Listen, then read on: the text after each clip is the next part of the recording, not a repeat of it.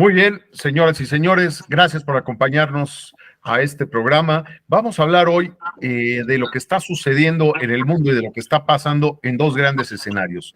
El escenario del lejano oriente, China-Taiwán, y el escenario más cercano a nosotros, que es nuestras Américas. Para esto, contamos con Pelegrín Castillo Seman, desde República Dominicana, y bueno, vamos a empezar a comentar un poco, a sacarle un poco de su conocimiento del tema a Pelegrín. Pelegrín, muy bienvenido. Muy contento de estar aquí en tu compañía. Gracias por la invitación, gracias por la agenda que me propones, porque son temas apasionantes y temas también de una enorme implicación, aunque parecen remotos, son temas cercanos y tenemos que monitorearlo cotidianamente, todos los días. Hay que estarle dando seguimiento a cómo marchan las relaciones entre los grandes bloques geoestratégicos que están luchando por el dominio mundial y donde se convierten en zonas de conflicto entre actos de operaciones muchas áreas del planeta. Entre ellas, el Gran Caribe. Por supuesto, el que compartimos ahí un pedacito, México y Dominicana. Oye, cuéntanos, ¿cómo ves ahorita lo que está pasando allá en el lejano oriente? Entre China, ¿qué está haciendo China? ¿Y qué está haciendo Taiwán? ¿No? ¿Por qué sería relevante hablar de lo que está pasando por allá? Sí, mira, desde el año 2013 se produce un hecho histórico, 2014 propiamente, porque cuando asume Xi Jinping el liderazgo de China, viene con una línea nueva que se consagra como línea oficial del Partido Comunista Chino, que es la línea Xi Jinping. Pocos líderes chinos han tenido esa consagración, que su nombre lleve, acompañe una línea del partido. Mao Zedong fue el primero, Deng Xiaoping por igual. Bueno, Xi Jinping logró esto en el primer año. Fue elegido en el 13, ya en el 14 se veía la línea Xi Jinping desplegándose. Ahí esa línea proyecta una idea de una China nueva, de una China en fase imperial, expansiva, con proyección global. El punto 10 de la línea Xi Jinping decía claramente que para lograr seguridad nacional, China tenía que tener una proyección global. O sea, que ellos veían ya como un problema de seguridad nacional el tener una incidencia en la marcha de los asuntos mundiales, una proyección global. Pero eso, ese proyecto tan ambicioso, obviamente tenía un complemento en el plano militar, en el plano bélico. Los chinos nunca han tenido, desde aquella célebre armada que armó el almirante Zheng He, nunca han tenido esa vocación de expansión por mar. Sin embargo, con el presidente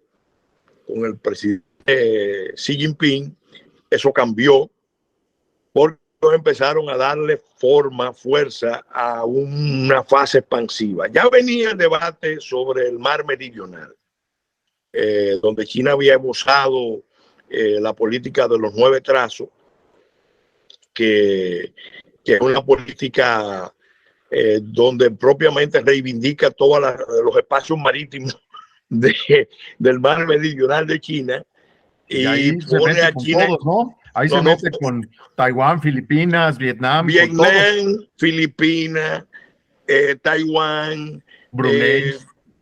También con Brunei, con Malasia. Todos los países de la región han sentido eso como algo de mucho peligro, porque nunca se había visto una China en esa fase de construir islas artificiales con fines militares, con fines de expansión territorial. Nunca se había visto eso. Obviamente eso forma parte de un cambio de la doctrina militar china, porque los chinos entienden que ellos necesitan seguridad en ese mar, necesitan controlar ese mar para que sus potenciales adversarios globales o regionales no puedan amenazar sus intereses nacionales. Entonces, dominar el mar meridional es el primer paso. Obviamente eso venía relacionado con el dominio también el mar oriental de China y específicamente al reto que le hicieron a Japón en el 2014 alrededor del dominio de las islas Senkaku o Dayao en chino. Fue un reto, un pulso muy peligroso, donde ahí se enfrentaron ya China y Japón. Por primera vez, desde la Segunda Guerra Mundial, se produce un roce de proyección global porque China amenaza a Japón con el arma más peligrosa, que es el corte del suministro de las tierras raras a Japón. Las tierras raras son unos elementos minerales muy requeridos por la industria, la alta tecnología en el mundo, y el hecho de que China domine el mercado, tenga el control de más del 90% de la comercialización, ya era una amenaza muy grande para Japón.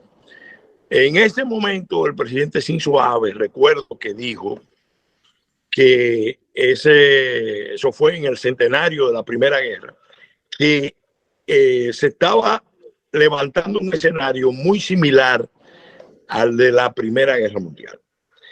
Y recuerdo también, esto es bueno tenerlo presente, que el presidente Shinzo Abe en ese escenario hizo su propuesta de creación del Quad, un grupo que propiamente es el núcleo original de una especie de OTAN del Pacífico, para contener la expansión de China, porque se veía una China enfocada en dominar el mar oriental, enfocada en dominar el mar meridional, pero en el fondo no se quedaba ahí.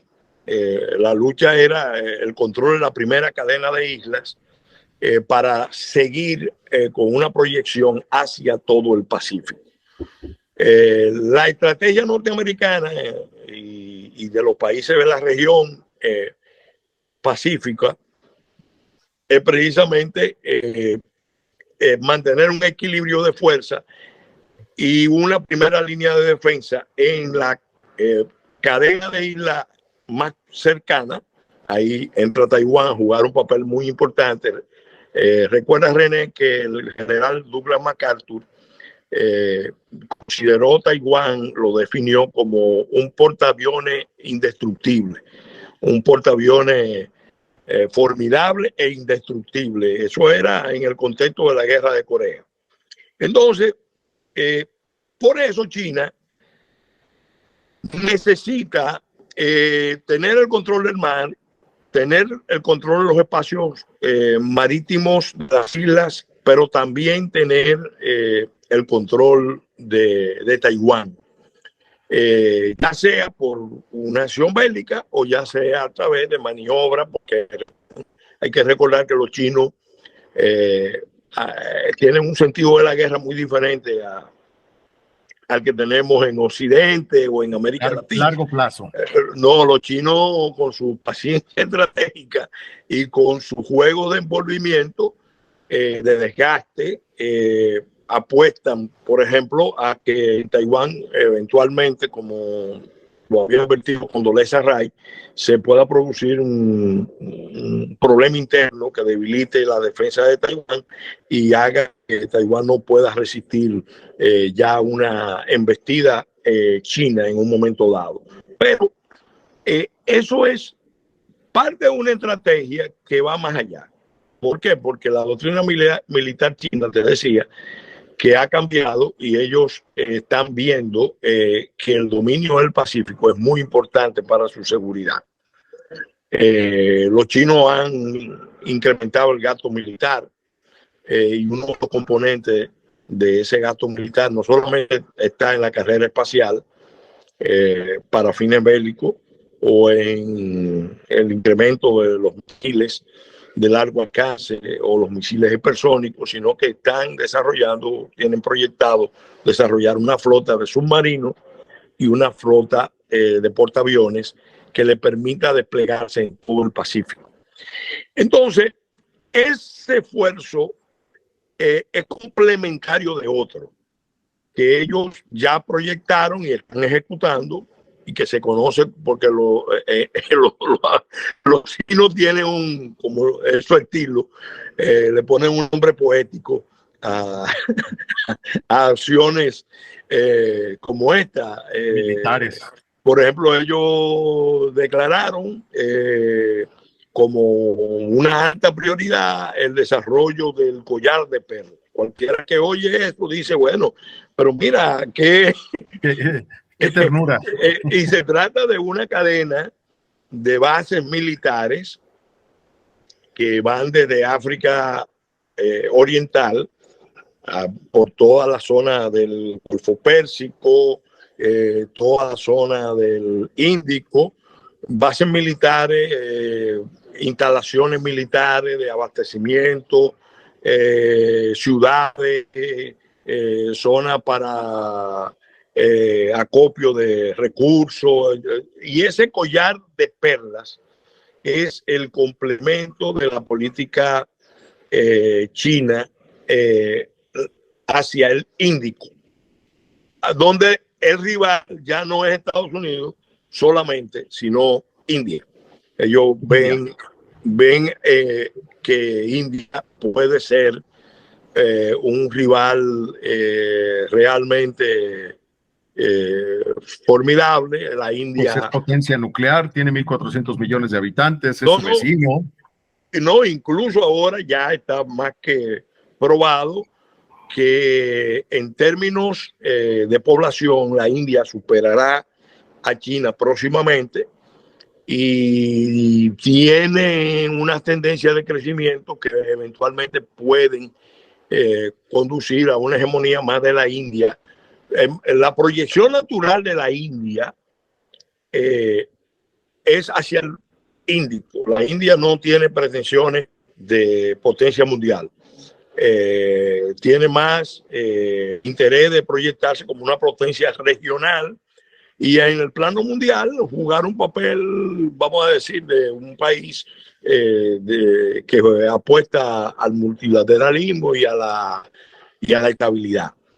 Entonces, pero en el mar, en el Índico, está esa tensión. Ahora, volvamos al Pacífico. Los chinos entienden que el obstáculo mayor que ellos tienen para esa política expansiva es precisamente esa primera cadena de islas donde está Taiwán. Obviamente, este corredor, ¿no? Que los enfrenta, que viene desde el corredor que es Corea del Sur, Japón, Taiwán, Filipinas. Fíjate que esto es bueno tenerlo presente. Cuando Mao Zedong y Richard Nixon se reunieron,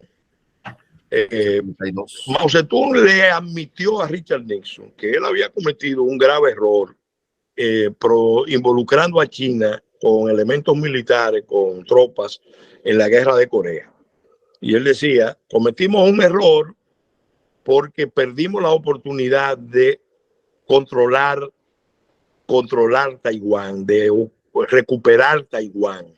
Porque inmediatamente se produjo eso en la península coreana, la séptima flota reforzó la defensa de Taiwán y entonces toda la zona pasó a ser el escenario de un mismo conflicto. La guerra de Corea, 1950, y Taiwán, que pasó a ser el aliado fundamental de Estados Unidos junto con Japón frente a una China que en ese momento estaba apoyando, acababa de instalarse como revolución comunista y ya estaba en una fase expansiva, en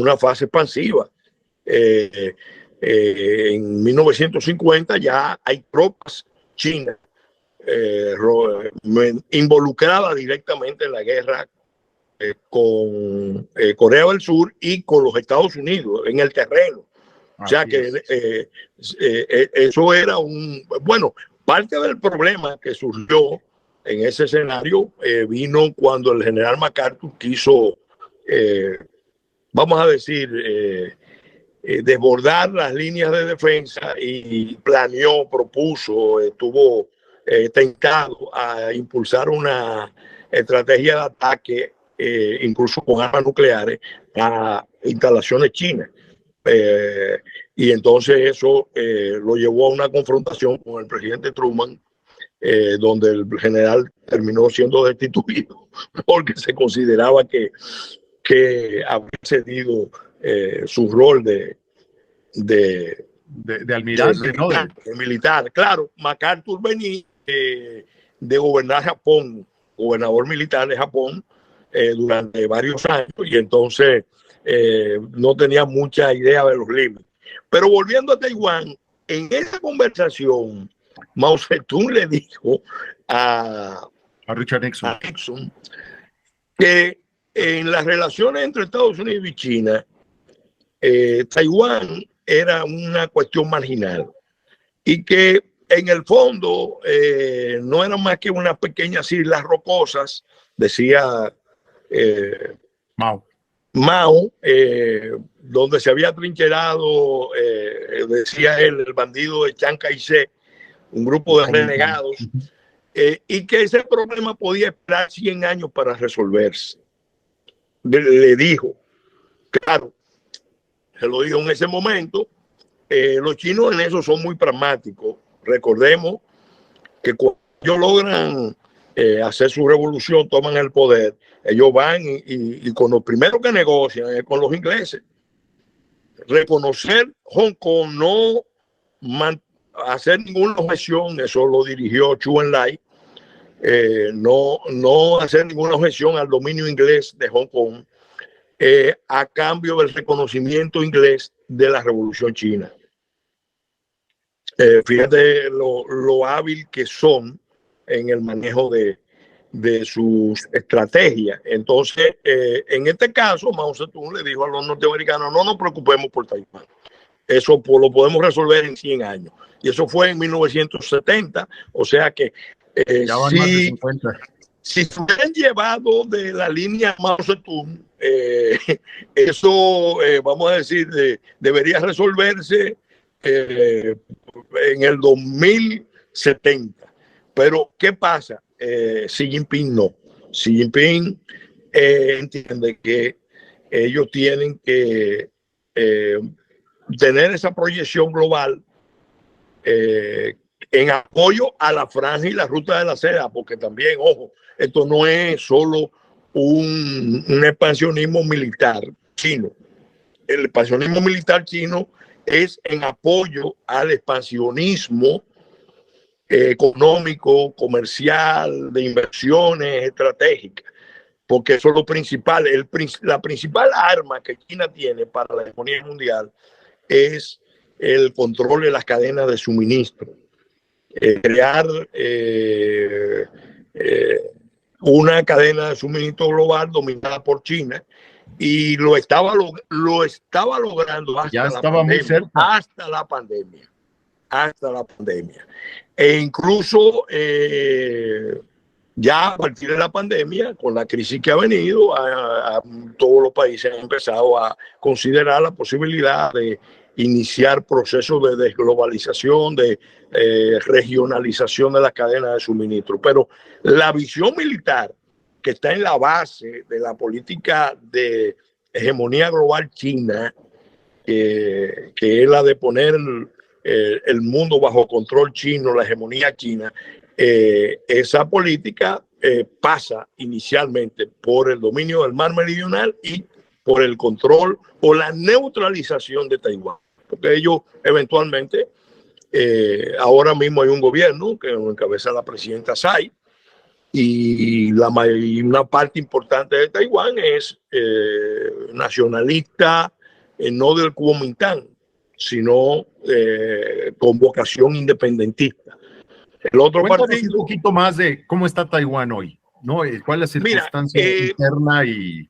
En términos políticos, el partido Kuomintang ha ido perdiendo influencia porque es el partido histórico que fundó el doctor Sun Yat-sen. La mayoría de las generaciones de taiwaneses ven eso como algo del pasado.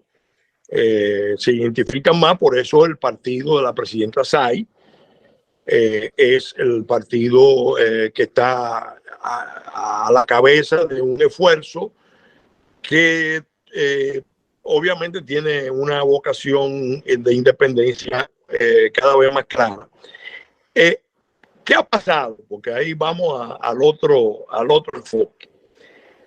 Al venir ese desafío chino en el 14, recordemos que en el 13 al presidente Obama le infligen un trato hasta afrentoso a los Estados Unidos en la reunión del G20, creo que fue en Shanghai. Cuando él llega, lo tratan de manera desconsiderada. Bueno, los chinos en realidad están concibiendo una estrategia de cambiar el balance de poder mundial. Los norteamericanos, esto hay que nunca olvidarlo, desde el gobierno de Clinton y particularmente del año 2001, donde Estados Unidos le da el visto bueno al ingreso de China a la Organización Mundial del Comercio y le garantiza una serie de ventajas como país, la condición de país más favorecido y al mismo tiempo la de un país de desarrollo menor, o sea, toda la ventaja.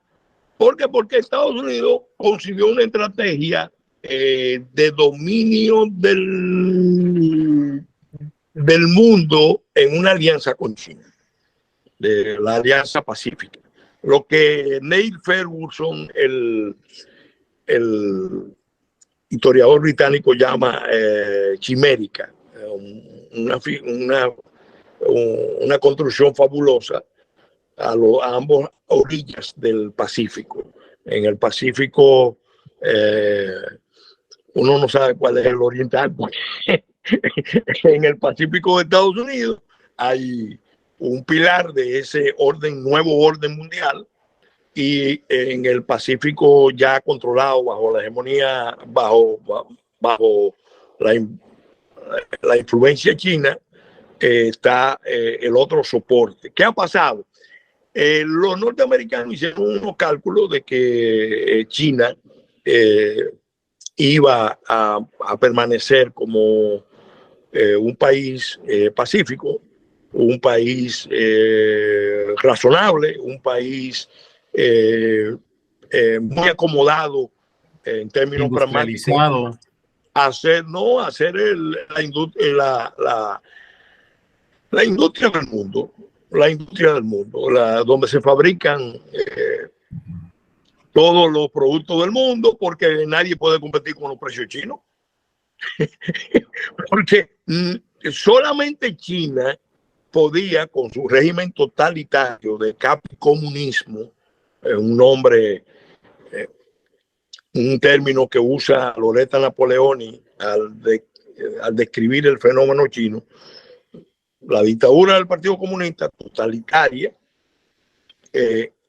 perfeccionada con el uso de la tecnología de control social de la población, porque en eso se han esmerado los chinos. Tienen un control social de la población con el uso intensivo de la tecnología que adquirieron en Occidente. Porque Occidente siempre apostó, bueno, China al final se abrirá.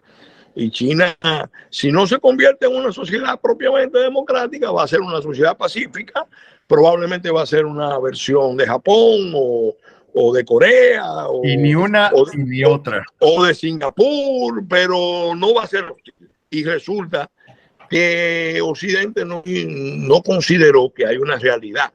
China es históricamente ha sido un imperio, una nación imperial, autodefinida como el imperio del centro. Parte de los problemas que tuvo China con Occidente era que cuando los occidentales iban allá a buscar establecer relaciones, los chinos le imponían unos tratos humillantes, unos tratos, vamos a decir, muy afrentosos, porque había que hacerle un reconocimiento al emperador chino de ser el centro, el emperador del mundo. Y luego entonces las potencias occidentales lo que decidieron fue aplicarle a China una política que ha tenido consecuencias, que es la política de los tratados desiguales, donde se humilló mucho a China, porque hay que reconocerlo. El pueblo chino fue muy humillado durante ese periodo de los tratados desiguales. Pero no era más que una reacción al hecho de que China no quería tratar a los otros países en un plano de igualdad. Exigía el reconocimiento de su superioridad. Desde entonces. Y no estaban en condiciones de hacerlo. Oye, Pelegrín, y en este marco, pues compartimos como continente, pues una franja desde Alaska hasta Tierra del Fuego del Pacífico. ¿Cómo se está metiendo China desde poco antes y ahora más fuerte con Xi Jinping? ¿Cómo está viendo China este abandono que ha hecho los Estados Unidos de su territorio de influencia, como somos Latinoamérica, y cómo China se ha aprovechado de esto, tanto comercial como políticamente, y ahora diplomáticamente con el tema de estar excluyendo a Taiwán, estado por estado, le está quitando el reconocimiento de muchos que tenía aquí en Latinoamérica? Sí, bueno, es bueno hacer un recuento de un pasado remoto y para venir al presente. Del pasado remoto es bueno recordar que cuando Occidente se expande al mundo, las potencias marítimas europeas que se expanden llegan a China y con China establecen en la primera etapa un tipo de relación limitada pero importante en el Pacífico. Había una famosa ruta del Pacífico de las naos de Manila que venían desde Filipinas a México y a Acapulco, al puerto de Acapulco, y después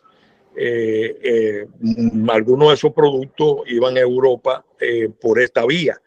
De hecho, yo siempre recuerdo que aquí en Santo Domingo se encontró un pecio donde había una vajilla de porcelana china.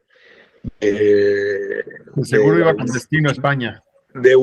Sí, iba camino a España y quedó dentro de un naufragio en Santo Domingo. Y cuando uno se preguntaba, ¿y cómo vino esto por aquí? Evidentemente era la ruta de Manila. O sea que esos intercambios siempre habían existido y hubo un periodo en el siglo XIX donde hubo un incremento importante de la presencia china, de la diáspora china en América.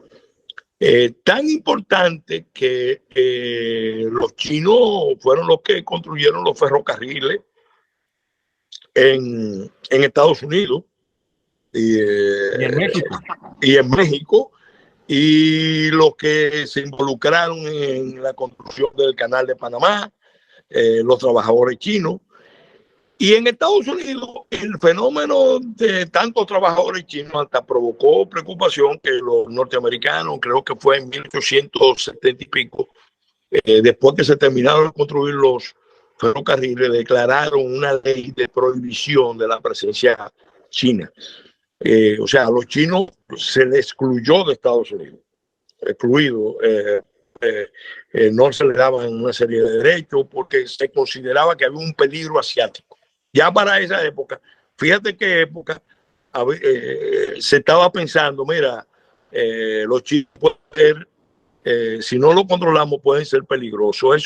Esa ley se eliminó en 1943 con una disculpa que le dio el presidente Roosevelt,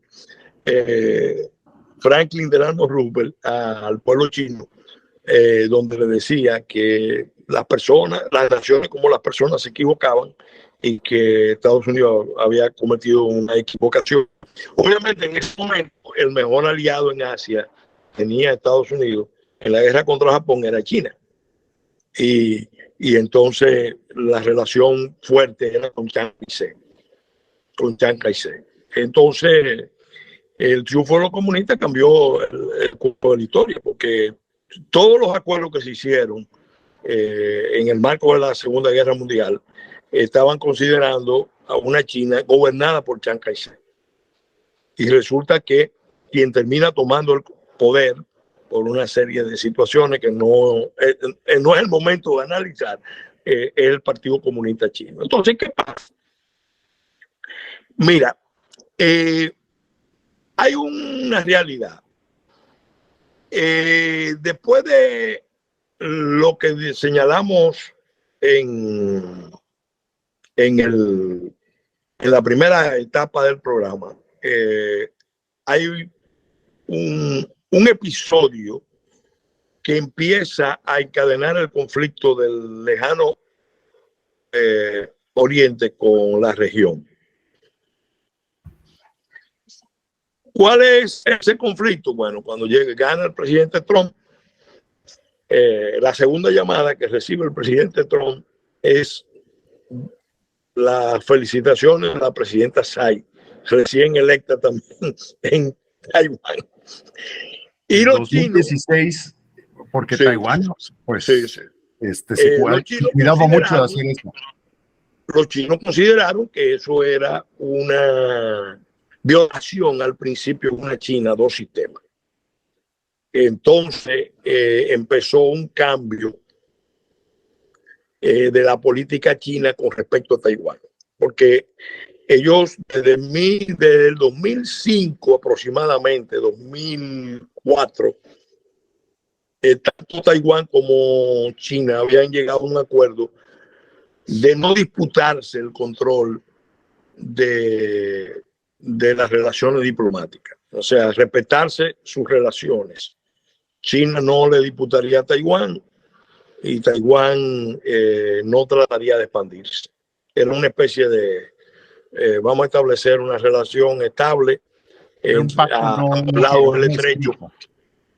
Porque es bueno recordar que uno de los primeros grandes inversionistas en China es Taiwán, son los taiwaneses. Sí, es más, el éxito de la política de Deng Xiaoping tiene mucho de inspiración en el modelo de Taiwán, en el modelo de Hong Kong, en el modelo de Singapur, y el mismo Deng Xiaoping y el liderazgo chino reconocieron que los chinos podían ser empresarios formidables y podían ser capitalistas extraordinarios. y entonces ese era el periodo dorado de buenas relaciones. Pero eso cambió cuando gana el presidente Trump, porque el presidente Trump se dio cuenta ya que del cambio que se había producido con la política de Xi Jinping y empezó a decirle a China, miren, un momento, espérense, que ustedes están creciendo a expensas nuestras, de nuestros intereses, de nuestra tecnología, de nuestras inversiones, de nuestro mercado. Entonces empezó a producir un cambio, un equilibrio, no solamente en la zona, porque el presidente Trump en eso fue extraordinario. El presidente Trump fue a Corea y se reunió 3 veces con el presidente Kim Jong-un. Fue a Vietnam. En la relación con Taiwán, fortaleció los vínculos con Taiwán y los chinos entonces tomaron eso como una bandera de lucha para exacerbar el nacionalismo chino. y empezaron a replicar. ¿Dónde empezaron a replicar? En el Gran Caribe. Ahí es que China empieza a disputarle a Taiwán sus relaciones diplomáticas. Y metiéndose en el portón de los Estados Unidos, como había aprendido de lo que hizo la Unión Soviética con Cuba, ¿no? Claro, claro, claro. Pero con las técnicas chinas, porque los chinos, los rusos fueron pesados, los rusos vinieron aquí a colocar misiles R-12, R-14 en Cuba, en el contexto de una crisis en las relaciones de Cuba con Estados Unidos. Los chinos en esto han sido más, vamos a decir, al estilo chino. Fueron y empezaron a cambiar a los países aliados. Había un acuerdo tácito de Estados Unidos con los países, muchos países de América Latina, de mantener buenas relaciones con Taiwán, relaciones diplomáticas. En el caso de República Dominicana fueron relaciones sumamente benéficas, pero sí hay que reconocer que a partir del 2004-2005, Taiwán también, como tenía un trato con China, tampoco fortaleció las relaciones, que en cierta manera fue un error táctico que yo lo he analizado varias veces, porque ya ellos sentían que con China iban hacia un entendimiento y no fue así, no fue así. Entonces, claro, Taiwán empezó a alejarse de China también con motivo de lo que estaba pasando en Hong Kong, porque lo que estaba pasando en Hong Kong era que los chinos decidieron imponer su famosa política de control con la Ley de Seguridad Nacional a una economía que era la más libre del mundo, a una sociedad. Además, incumpliendo con los acuerdos que se habían firmado en el 97. Claro, ¿no? una sociedad muy abierta. Entonces, lo que pasó en Hong Kong fue una voz de alerta para los taiwaneses de que no podían confiar en esa China, de que esa China que se iba a abrir y que se iba a liberalizar. Y no. Entonces, ahí empieza el pulso. ¿Qué pasa? Ese juego en el Gran Caribe, desde esa época, estoy hablando 2016, los chinos inmediatamente lograron empezar a cambiar las relaciones. Pero el objetivo chino, ¿cuál era? Demostrar en el Gran Caribe que Estados Unidos ya no era la superpotencia que empezó a ser después de la Primera Guerra, sobre todo después de la Segunda Guerra, a la que ganó la Guerra Fría frente a la Unión Soviética, sino que era una potencia en decadencia, una potencia en declive. Un tigre de papel, para usar la expresión que usaba Mao Zedong. Khrushchev y Mao Zedong tuvieron un diálogo muy interesante en un momento en que Mao trató de involucrar a Rusia en un conflicto con Estados Unidos, y Mao Zedong le dijo a Khrushchev que ellos estaban dispuestos a sacrificar 300 millones de personas en un conflicto nuclear, y ahí fue que Khrushchev se alarmó. Ellos tenían, los rusos y los chinos tenían diferencias muy marcadas. Y entonces, te digo, en ese escenario, Mao Zedong le dijo a Khrushchev que Estados Unidos era un tigre de papel, porque tenía un superpoder, pero era un poder impotente. Entonces, ¿qué pasa? ellos han seguido con la teoría de que a pesar de que Estados Unidos es un superpoder militar y tecnológico y económico, por su naturaleza, por su índole, por sus valores, están en crisis, en decadencia y no pueden enfrentar a los poderes retadores. Entonces, ¿dónde está China interesado? La China de Xi Jinping interesado en demostrar que Estados Unidos aquí en nuestro vecindario es un tigre de papel en el Caribe. Porque si Estados Unidos, porque a quién es que se le está, vamos a decir, agrediendo? ¿A Taiwán? No, es a los Estados Unidos.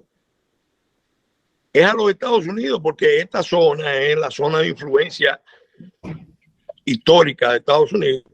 Los países, la mayoría de los países que han roto relaciones con Taiwán son países que se suponía que tenían una relación especial con Estados Unidos y que por tanto iban a ser fieles al aliado mayor. Y resulta que maltratando a Taiwán, incluso en términos inaceptables, en el caso dominicano fue inaceptable lo que pasó, fue una vergüenza para la República Dominicana la forma, los motivos, las circunstancias con que se produjo la ruptura, A pesar de eso, evidentemente que se dio un escenario muy, fue una jugada muy hábil de parte de los chinos. Claro, esto estuvo precedido por un hecho que no podemos obviar. Después que cayó la Unión Soviética, los norteamericanos y los occidentales, pero específicamente los norteamericanos, tanto los liberales, demócratas, como los neoconservadores, se dejaron contagiar de un virus ideológico. De que nosotros ahora vamos a imponer el nuevo orden mundial bajo hegemonía americana, bajo la égida de Estados Unidos. Y ese nuevo orden mundial va a basarse en el multilateralismo, en el multiculturalismo, en la integración de los mercados, en la tecnología, etcétera. La globalización. La globalización. Globalización es un fenómeno, pero el globalismo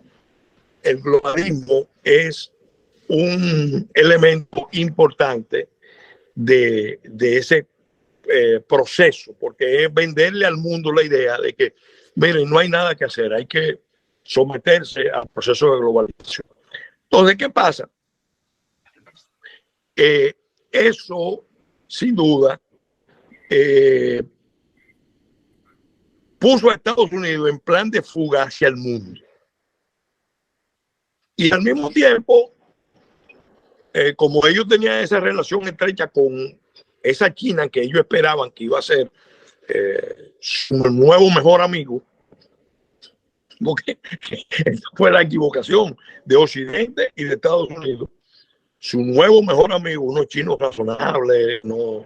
Que del totalitarismo pasarían a la democracia y a la libertad y al pluralismo. Bueno, entonces ellos permitieron que China viniera. Permitieron, no. China naturalmente vino a América y aprovechó los espacios que estaba dejando Estados Unidos. Ojo, aprovechó los espacios que estaba dejando Estados Unidos. Falló el liderazgo latinoamericano también. Ambos. ¿Por qué? O sea, es una crisis de liderazgos tanto de Norteamérica como de Latinoamérica, ¿no? Claro, ¿por qué?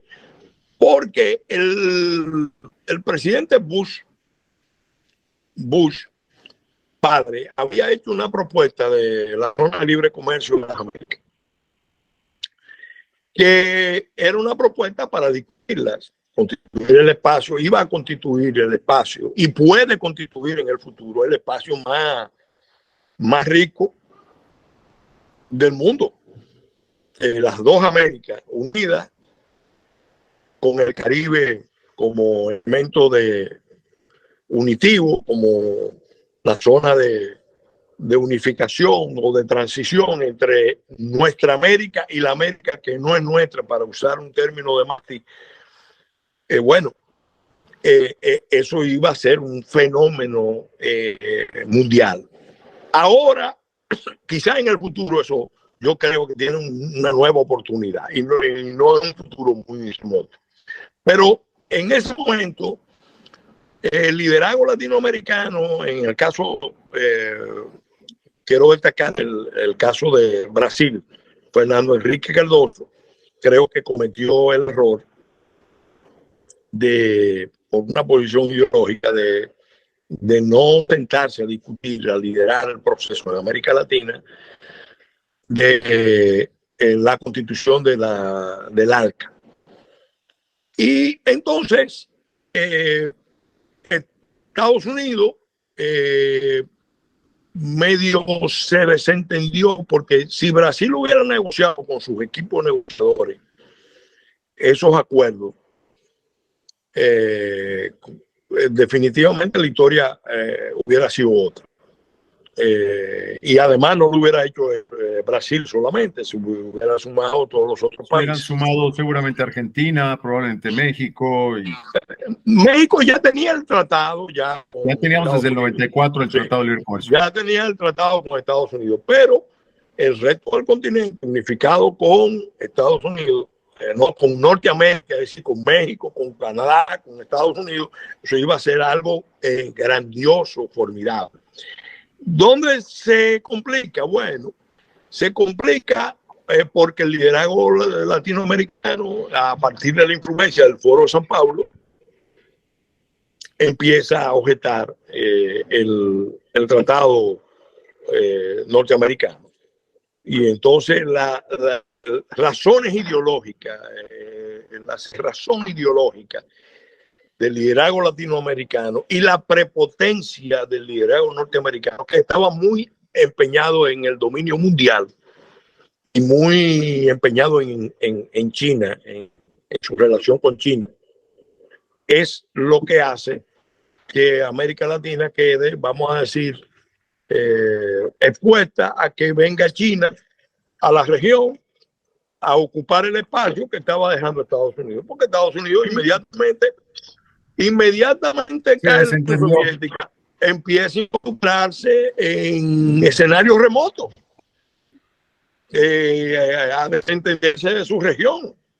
Y después del 2001, de los ataques del 9/11, fue más grave el problema. Después de los ataques del 11 de septiembre del 2001, fue más grave el problema, porque entonces ya fue Estados Unidos en plan bélico, que se va a un escenario como Afganistán, luego a Irak, y así a escenarios de sucesivas guerras. Y América Latina entonces queda en una especie de aislamiento, y se juntan la cerrazón ideológica de los países de América Latina, dominados por el grupo del Foro de San Pablo, del socialismo del siglo XXI. Entonces, en el 2005 se produce un hecho muy importante, que es el rechazo formal del ALCA.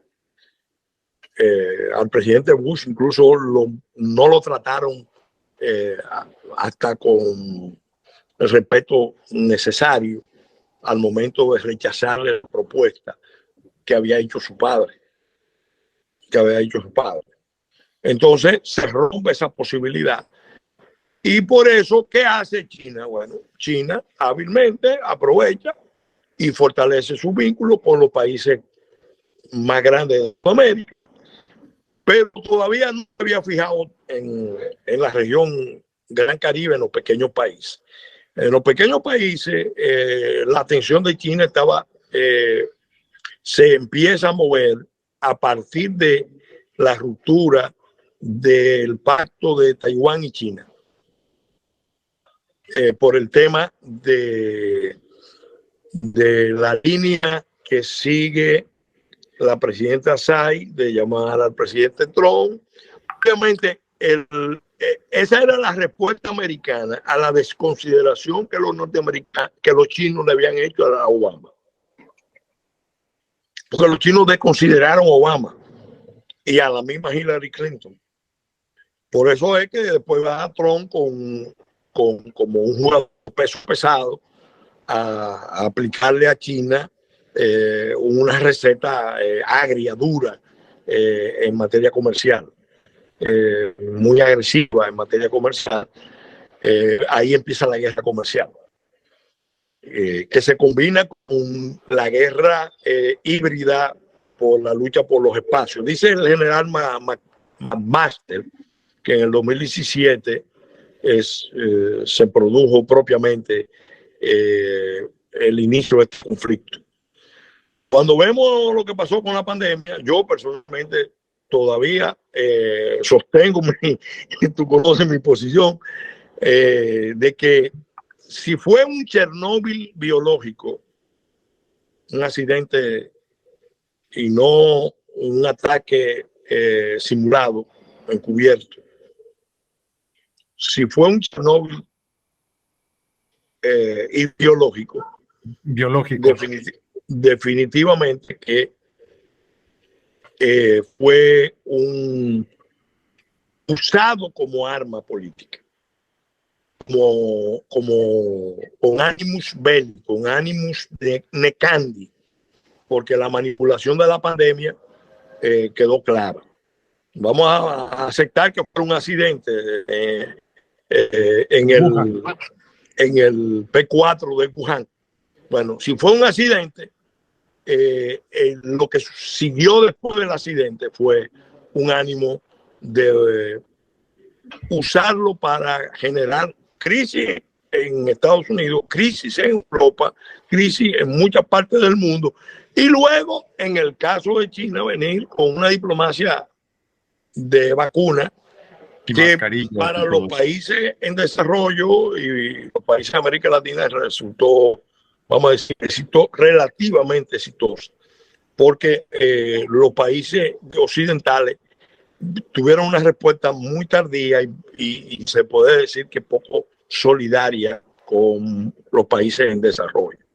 Entonces, eso le dio algunas ventajas, pero ahora la situación es más complicada, porque en Estados Unidos, concretamente, hay una división en el enfoque de las élites norteamericanas. Hay un sector de las élites norteamericanas que son conservadoras, que entienden que el enemigo principal, el adversario, el retador, la potencia que busca desplazar el poder norteamericano es China. Es el enfoque de Trump y de buena parte de su gente. Sin embargo, los demócratas entienden que el adversario principal es Rusia. Y en realidad, como bajo la administración Biden, después de Afganistán, el escenario de Ucrania lo que ha servido es para estimular, vamos a decir, una ofensiva de Estados Unidos para reconstituir las relaciones noratlánticas que se habían deteriorado mucho con el desastre de Afganistán. No, lo que había pasado en Afganistán era algo vergonzoso para la OTAN y para los Estados Unidos, la forma en que salieron de Afganistán. Entonces, el conflicto de Ucrania, que era un conflicto que estaba, vamos a decir, frisado en la zona de Crimea, de Donbass y de Donetsk, porque hasta ese momento esas eran las pretensiones rusas. Bueno, ese conflicto sirve precisamente para que Estados Unidos y Europa buscaran 4 objetivos principales estratégicos, 5. Primero, decirle, primero reconstituir las alianzas, porque estaba muy deteriorado. Y en cierta manera ese objetivo lo han logrado. Porque como alianza militar se compactó, ahora mismo está en fase expansiva. Segundo, le están diciendo a China, ojo, olvídense de la franja y la ruta de la seda, del comercio de Shanghái y Lisboa, si ustedes no paran ese conflicto, si ustedes se involucran del lado de Rusia. Ese es el mensaje.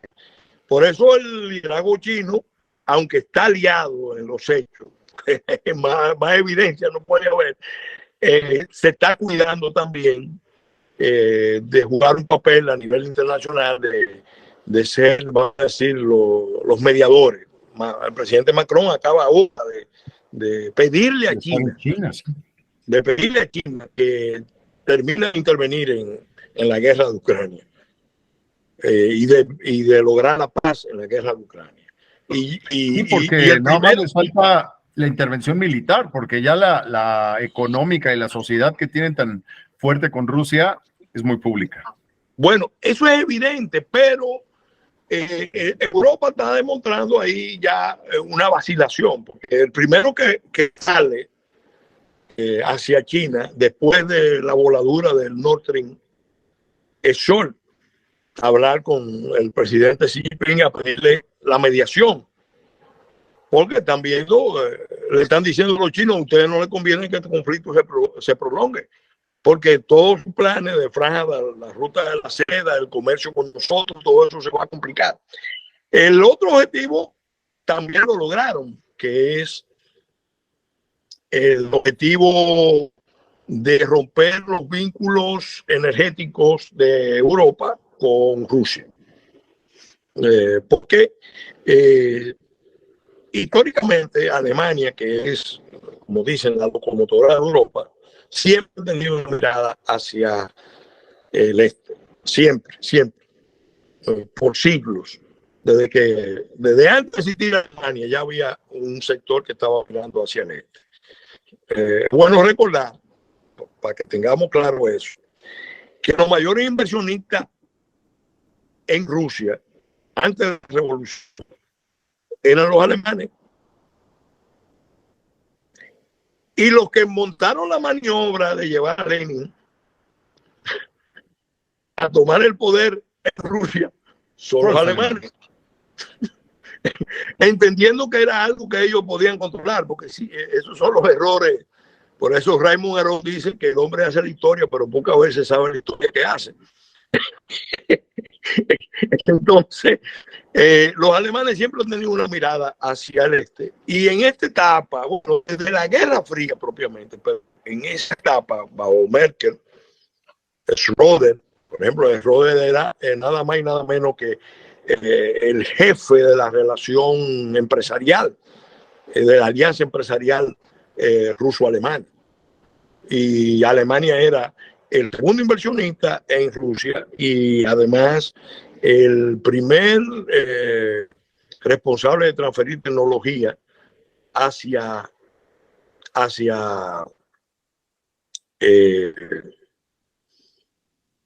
Rusia, tecnología que Rusia necesitaba.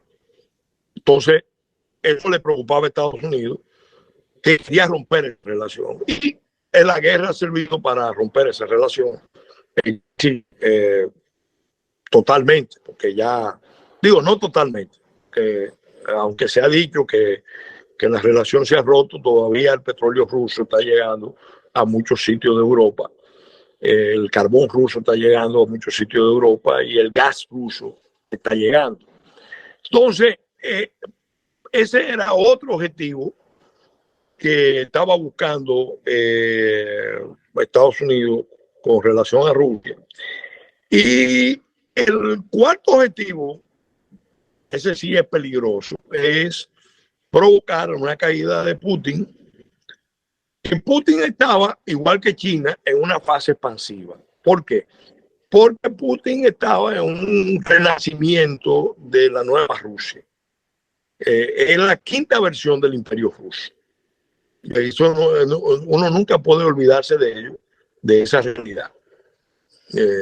La primera versión fue Rus de Kiev, la segunda fue el Principado de Moscovia, luego el tercero fue la versión de los Romanov y el cuarto fue la versión soviética, que fue imperialismo, imperialismo ruso. El quinto es la Nova Rusia, toda una visión ideológica de la gran Rusia que renace, que tiene valores que Occidente está perdiendo, porque entonces Rusia asume el rol de potencia conservadora. Mientras Europa niega sus raíces cristianas y va tras el transhumanismo, Rusia busca la alianza con la Iglesia Ortodoxa.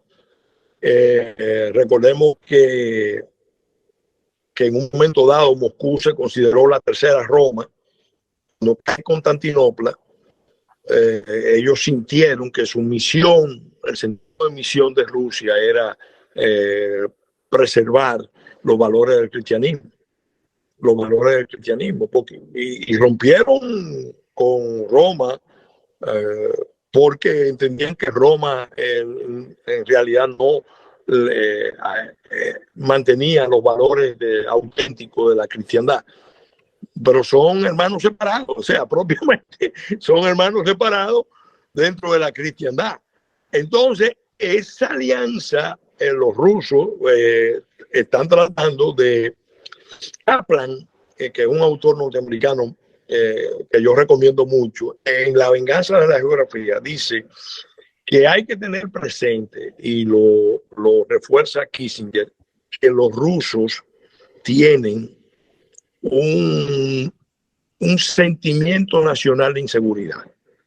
¿Por qué? Porque es un país, no vamos a decir contrahecho, pero sí es un país de grande contraste, porque es el territorio más grande del mundo con una población decreciente y muy mal distribuida, porque la mayoría está en la parte europea, la parte occidental. Entonces, tiene 5 tipos de clima. Y entonces, ¿qué vio Rusia hace tiempo? Bueno, el temor después de la caída de la Unión Soviética era que ellos pasaran a ser un país subordinado. Pasaron un periodo de humillación con la presidencia de Yeltsin, porque en realidad los que estaban rigiendo la vida de Rusia, los oligarcas, los grandes oligarcas. Y entonces, así como en Estados Unidos hay un estado profundo, en Rusia hay un estado profundo, que son los silovikis, los antiguos agentes de la KGB, de la Fuerza de Seguridad, del sector de ciencia y tecnología. Pues ese sector es el que se ha encargado, poniendo a Putin como su líder, que probablemente es uno de los más moderados de lo que hay.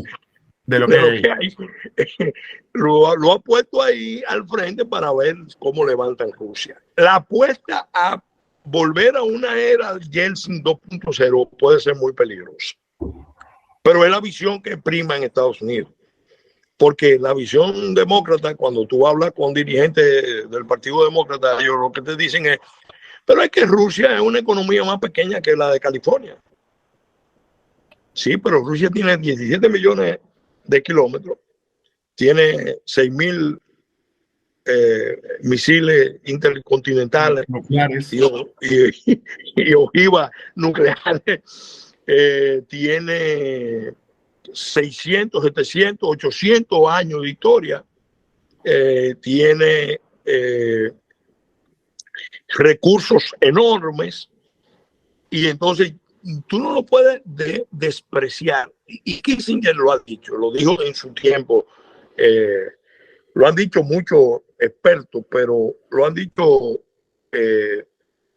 Kennan, por ejemplo, que fue el formulador de la teoría de la contención de la Unión Soviética. En el 95 escribió un artículo memorable advirtiendo del peligro de maltratar a Rusia y de la conveniencia de atraerse a Rusia. que fue el enfoque que adoptó Kissinger y Nixon. Vamos a mantener el mundo socialista separado, vamos a aprovechar sus contradicciones y así nosotros podemos avanzar.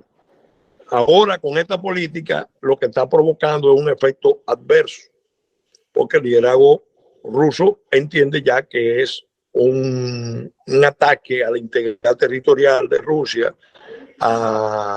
que están apostando a destruir el modo de ser ruso, y eso ha lanzado a Rusia en brazos de China, que históricamente han sido rivales.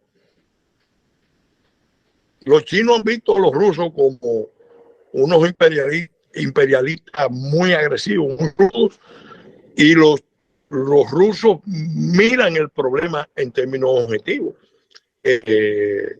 Hay 1.400 millones de chinos, aunque con tendencia a decrecer, pero los recursos mayores de Rusia están en el lejano oriente, en Siberia y en toda esa zona. Además hay un componente que no podemos olvidar, que es el tema de la ruta ártica, que los rusos están abriendo. Que es navegable.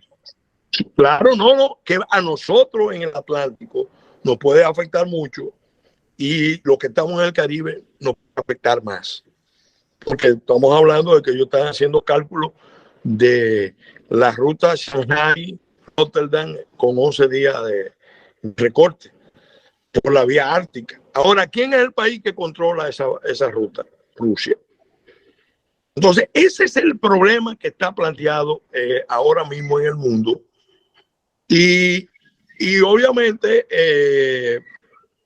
hay que estar muy pendiente de la política china en el mundo, porque los chinos están sin duda empujando su hegemonía.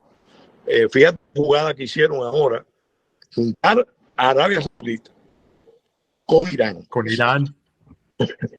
Y llegar a un pacto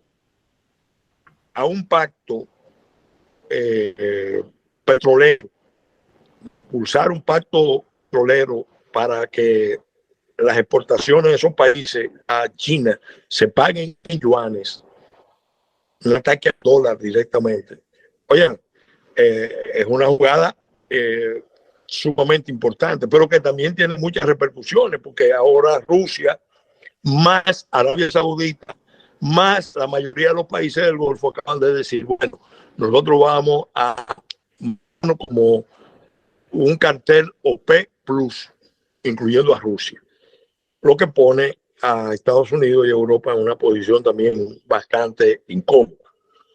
Entonces, las fuerzas del mundo, el mundo mismo, René, está viviendo estos dos grandes contradicciones. Por un lado, un bloque totalitario encabezado por China, donde hay países que bien abigarrados. En Rusia hay un régimen autocrático casi Putin es una especie de zar, vamos a decirlo así. Todavía no se puede decir que hay un régimen totalitario porque ellos no controlan. No. Aún no, pero pudiera llegar a ser, pero no tienen enfoque ideológico como lo tenía la Unión Soviética. No lo tienen. Al contrario, su experiencia es que hay que mantener lejos el discurso del renacimiento del comunismo. Pero, por otro lado, hay una alianza importante con Irán. La teocracia de Irán, claro. Una teocracia en Irán. ¿Cuál es el factor unitivo de todos? Es la hegemonía de Occidente. La hegemonía de Estados Unidos. Entonces, combatir esa hegemonía. Combatir la hegemonía. Nosotros estamos aquí al lado.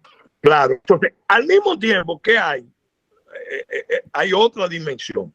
Hay un grupo que se formó en el 96 originalmente, se fortaleció en el 2004 y que tiene un potencial tremendo, que es el Consejo de Cooperación de Shanghái, que son, vamos a decir, los países de Asia continental. Ahí ya tú involucras a países como la India y Pakistán, que son rivales, pero están dentro del acuerdo.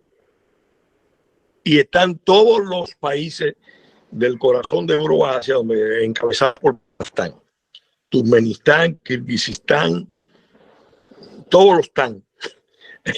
Esos países tienen una doctrina, no son una alianza militar, pero no dejan de ser una alianza defensiva porque todos tienen el compromiso de no generar ningún escenario de conflicto que permita la intervención de fuerzas extranjeras fuera de Asia. Por eso se ayudan recíprocamente. Eso se rompió con Afganistán, con los ataques del 9/11, pero a partir de ahí, precisamente por esa experiencia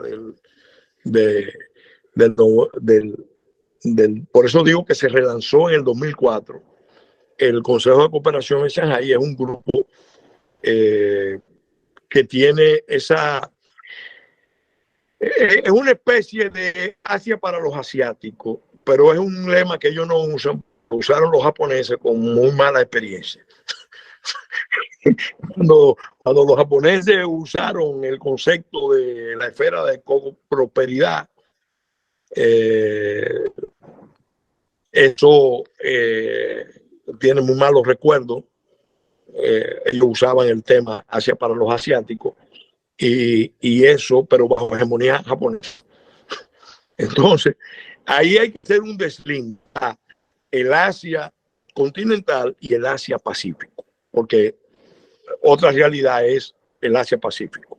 Ahí está Corea, ahí está Japón, Filipinas, está Australia, Indonesia, que es el... Oye, Pelegrín, un favor, para ir cerrando, me gustaría ver tu opinión respecto a este grave conflicto que se empieza a exacerbar entre China y los Estados Unidos, y nosotros estamos pues, prácticamente en medio, ¿no? Vamos a tener consecuencias de esto. O nos acercamos a China comercialmente, diplomáticamente, nos alejamos de ellos, o nos empezamos a acercar más a los Estados Unidos, que pues la verdad es que no se ha prestado esta situación. ¿Cuál es tu opinión respecto al papel latinoamericano en este conflicto? Bueno, la posición que la analizo en mi libro Choque de Potencia en Real Caribe, lo pueden ubicar en Amazon. Está en una versión de tapa blanda en Amazon y pronto en versión digital. La posición nuestra es que a América Latina le conviene una nueva relación con Estados Unidos, pero Estados Unidos tiene que entender que no puede pretender mantener las relaciones tradicionales que ha mantenido con América Latina. Tiene que llegar a un tipo de entendimiento con la otra América. Martí hablaba de nuestra América y la América que no es nuestra. Bueno, las Américas juntas, estamos hablando de un espacio continental enorme, con recursos extraordinarios y con cerca de 1.000 millones de personas. América Latina que ha sido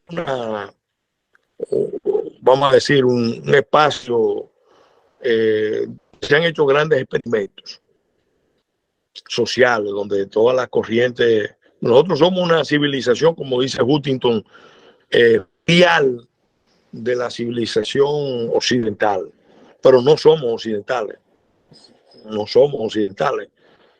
Algunos, vamos a decir, tenemos muchos valores compartidos con Occidente, pero con el Occidente clásico. Ahora uno encuentra un Occidente que uno no lo reconoce. Uno no lo reconoce. Entonces, yo aspiro a que en algún momento Estados Unidos resuelva su gran contradicción interna. Porque parte de todo este problema que hay tiene que ver con esa contradicción interna que se ha dado en los Estados Unidos entre el sector que entiende que Estados Unidos debe ser el sector de dominio mundial, continental, pero sobre todo mundial, el afán de dominio del mundo, y el sector que entiende que esa corriente la encarnó el presidente Trump y los conservadores republicanos. Miren, no sigamos expandiendo, no sigamos jugando a ser los policías del mundo, los apagafuegos del mundo. Vamos a concentrarnos en nuestros espacios y vamos a volver a ser América grande otra vez. Pero en este caso, la relación con América y con el Caribe tiene que cambiar. Tiene que cambiar. Estados Unidos tiene esa experiencia, esa contradicción en Estados Unidos. A todos los países de América Latina le conviene que se supere con un renacimiento. Es posible. Arnold Toynbee, alguna gente solamente ve decadencia, pero Arnold Toynbee decía, y otros han dicho, que en el caso de las sociedades abiertas, en este caso Europa, Estados Unidos, tienen más posibilidades de relanzarse, de reinventarse, de refundarse que el caso de las sociedades cerradas, rígidas, porque ahí es mucho, mucho más difícil. Entonces, ese proceso de Estados Unidos hay que monitorearlo. Creo que la incidencia latina en Estados Unidos va a ayudar mucho a una definición en la línea de nuestros intereses. Y nosotros debemos, vamos a decir, tener una buena estrategia como región, porque también la región tiene que integrarse. La región se ha dividido por razones ideológicas. La influencia del Foro de San Pablo y lo que se derivó del Foro de San Pablo ha sido calamitosa, ha sido desastrosa hasta el día de hoy. Todavía lo sigue siendo. Porque el mundo no se puede ver con una visión ideológica. En este caso, las naciones de América Latina y de Norteamérica, la Gran América, tienen que reconocerse como un espacio de libertad, como un espacio de democracia, como un espacio de un desarrollo capitalista con responsabilidad, con integración de los pueblos, no de las élites, no de las minorías privilegiadas, que es parte del problema que hay cuando Estados Unidos establece relaciones con América Latina. Muchas veces la establece con esos sectores que ejercen la hegemonía, pero no integran a los pueblos. Y a los pueblos hay que integrarlos, porque el problema, porque nosotros también tenemos que reconocer nuestros errores. La mayoría de los países de América Latina tienen una débil integración hacia adentro. Tienen una débil integración hacia adentro. Hay que hacer un esfuerzo de integración hacia adentro y también de integración continental. Lo demanda una realidad. La pandemia sirvió para algo, porque todo obra para bien. Sirvió para demostrar que era un absurdo seguir concentrando la cadena de suministro en China o en Asia Pacífico, atendiendo solamente a consideraciones económicas y no a consideraciones de seguridad. Entonces, ya la experiencia, bueno, hay que concentrarse. Eso se puede llevar incluso a nivel atlántico, porque en esa ecuación cabe Europa. Por lo menos la Europa con visión atlantista cabe. En el caso, por ejemplo, de España, Portugal, tiene es su espacio natural, cultural. También puede entrar la zona de África, Atlántica, occidental. Y ahí, cuando tú completas todo eso, estamos hablando de un cruce de Sudamérica a Europa, Norteamérica, África, y el Atlántico vuelve a ser el espacio más importante. ¿Qué va a pasar en el resto del mundo? Es difícil saberlo. Yo te voy a decir, yo tengo una preocupación. Acabo de terminar un libro que se lo acabo de pasar a mi padre. Se llama Locura Nuclear, de un profesor de Harvard. Ese libro yo recomiendo su lectura. Habla de la crisis de los misiles del 62. Fíjate cómo son los conflictos. Cuba quedó atrapada en un conflicto de la Guerra Fría hace muchos años y todavía está pagando las consecuencias de ese conflicto. El pueblo cubano. El pueblo cubano está pagando la consecuencia de ese conflicto entre potencias. Una acción que debe servirle a toda América Latina. Por ejemplo, una política común del Caribe y de América Latina debe ser, miren, nosotros no nos vamos a convertir en un escenario de choque de potencia. Las potencias extracontinentales, rivales de Estados Unidos, no queremos que América Latina se convierta en un espacio de choque de potencias, porque al final todo va a pagar las consecuencias. Claro, eso implica también que Estados Unidos tome conciencia de que tiene que cambiar la relación con América Latina, porque las ofertas chinas es muy atractiva, son muy tentadoras. ¿Por qué? Porque China le está diciendo a todos los hombres fuertes con vocación dictatorial en el mundo, a todos los regímenes opresivos, le está diciendo, miren, no se preocupen, cuenten con nosotros. Nosotros no vamos a irle a pedir cuentas, no vamos a ir a sermonearlo, no le vamos a decir nada con relación a cualquier matanza que ustedes produzcan. Con nosotros no hay ese problema. Y obviamente eso estimula el autoritarismo del mundo. Eso estimula el autoritarismo del mundo. Pero también uno, cuando mira a Estados Unidos, ve ahora mismo lo que está pasando con el presidente Trump,